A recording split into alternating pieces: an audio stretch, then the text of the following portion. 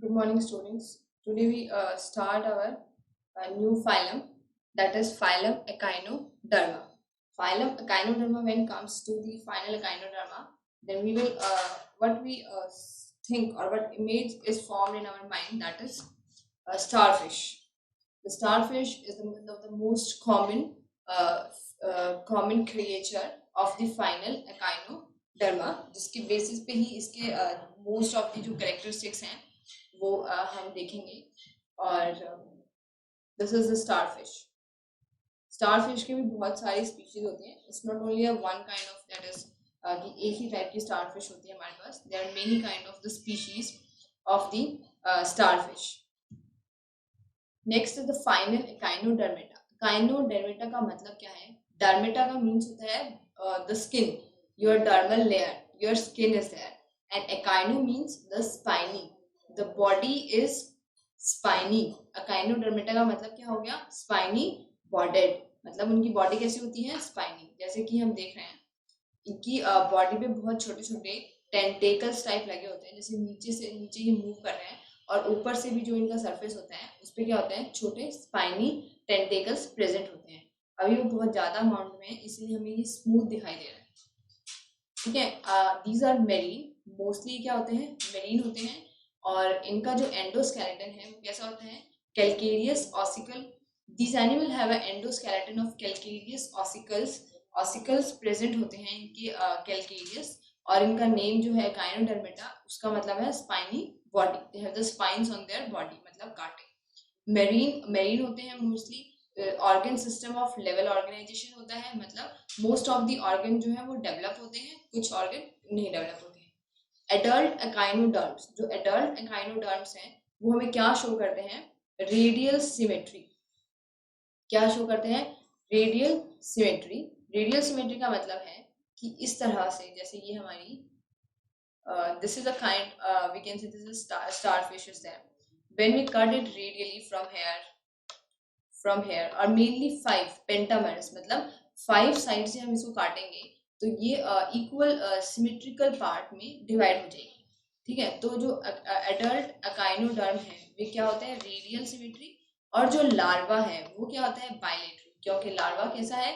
Larva is long and cylindrical, तो it is a bilateral symmetrical. Larva कैसा होता है? Bilateral symmetrical. तो ये एक ऐसा पहला ऑर्गेनिज्म हमने देखा है अभी तक फाइलम में जिसका जो लार्वा और एडल्ट का डिफरेंट सिमेट्री है। ठीक है, फिर आता है triploblastic. Triploblastic means it have 3 germ layers, ectoderm, mesoderm, endoderm. ठीक है, coelomates means the proper coelom is present that is lined with either side, दोनों साइड से मेसोडर्मल लाइनिंग से प्रेजेंट होता है, लाइंड होता है प्रॉपरली। इसका सबसे इम्पॉर्टेंट जो फीचर है अकाइनोडर्मेटा का वो क्या है? Water vascular system. सबसे इम्पॉर्टेंट फीचर है वाटर वेस्कुलर सिस्टम, जिसमें क्या है? ट्यूब फिट्स भी आते हैं, और विद ट्यूब फिट इसका जो वाटर वेस्कुलर सिस्टम है उसके पास ट्यूब फीट्स होते हैं जो कि इसको लोकोमोशन में, चलने में, फूड कैप्चरिंग, प्रे कैप्चरिंग में हेल्प करता है, मतलब शिकार करने में, और ट्रांसपोर्ट फूड, और फूड को बॉडी के अंदर ले जाने में, और रेस्पिरेशन करने में। ठीक है, रेस्पिरेशन करने में भी क्या करता है?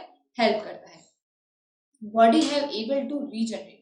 इसकी बॉडी में क्या एबिलिटी होती है? रीजनरेट करने की एबिलिटी। मतलब अगर इसका हम ये वाला पार्ट, यहाँ से अगर कोई पार्ट, इसके आर्म का कोई पार्ट कट जाता है तो वो क्या कर सकता है? रीजनरेट, दोबारा से डेवलप हो सकता है। तो it having the ability to regenerate. Distinct oral and aboral surface, इससे क्या समझते हैं? जैसे कि ये हमारा like we having a starfish like this, ये हमारी स्टारफिश है।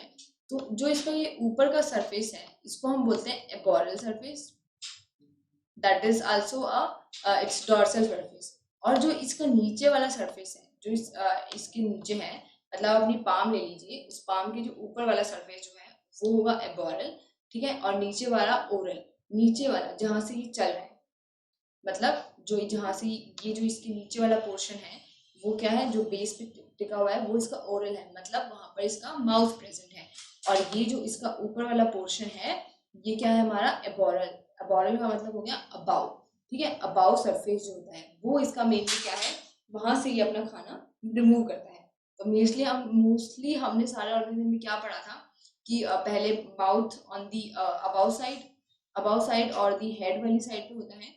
तो इसमें कुछ भी ऐसा डिस्टिंक्ट नहीं होता है कि ये इसका हेड है, ये इसके प्रॉपरली इसकी बॉडी है, फीट है, ऐसा कुछ डिस्टिंक्ट नहीं होता है। उसके बाद सिर्फ माउथ है, नीचे वाली बेस वाली साइड, जो अपनी आर्म से उसको कैप्चर करेगा, अपनी आर्म से उसको मतलब कैप्चर करके, मतलब यहाँ पे ये जो इसकी यहाँ पे टेंटिकल्स इनसे कैप्चर करके और फिर यहाँ पे वो इजीली उसको अंदर लेके जाए। डाइजेस्टिव सिस्टम कंप्लीट होता है, माउथ होता है लोअर साइड मतलब नीचे वाली साइड, और एनस होता है अपर वाली साइड जो एबोरल सरफेस है। एनस जो है कभी किसी किसी में प्रेजेंट नहीं भी होता है, क्योंकि ये क्या करता है अपने एक मतलब जो पूरा सैक टाइप स्ट्रक्चर होता है उसको अपनी बॉडी में से बाहर निकालता है ऊपर वाली साइड से, और एकदम से बर्स्ट कर देता है। बर्स्ट करने से क्या होता है मतलब एकदम बैलून की तरह फूट जाता है, और सारा जो वेस्ट है वो बाहर वाटर में निकल जाता है। ठीक है, इसके पास एबोरल सरफेस पे ऊपर वाली साइड क्या होता है, एक मेट्रोपोराइट होता है। मेट्रोपोराइट इज वेरी इंपॉर्टेंट। ये लाइट कलर्ड कैल्केरियस ओपनिंग होती है ऊपर वाले सरफेस पे, जो कि फिल्टर वाटर फिल्टर करती है। उसके अंदर जो भी वाटर एंटर करता है हमारे, जिसके थ्रू वो ऑक्सीजन लेता है या और फूड वगैरह या फिर मिनरल्स जो भी वो लेता है, वो सारी की सारी चीजें मेट्रोपोराइट के थ्रू वाटर उसके थ्रू एंटर करके फिल्टर है। मेट्रोपोराइट एक फिल्टर्ड पोर है जिसके थ्रू वाटर जब एंटर करेगा फिल्टर होके करेगा। तो वाटर वेस्कुलर सिस्टम जो है, it is a very distinct feature of the echinodermata, and it having aboral and the below, or we can say the ventral side, that is also a distinct feature। ठीक है, respiration के लिए इसकी जो dermal पेपुला है मतलब जो इसकी स्किन है, वहां पर माइन्यूट गिल्स प्रेजेंट होते हैं जिसके थ्रू ये रेस्पिरेशन करता है।